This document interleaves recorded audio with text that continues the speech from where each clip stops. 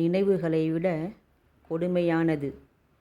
இருவரும் சந்தித்த இடங்களுக்கு மீண்டும் நான் தனியாக செல்வதுதான் மிக கொடுமையானது. உலகின் பார்வையில் கருவாடு உண்பவனை விட மீன் உண்பவன்தான் வசதி படைத்தவன். ஆனால் மீனை விட கருவாடுதான் விலை உயர்ந்தது. மதிப்பு என்பது ஒருவனின் கையில் இருக்கும் பணத்திற்காக இருக்கக்கூடாது. அவனிடம் இருக்கும் குணத்திற்காக மட்டும்தான் இருக்க வேண்டும்.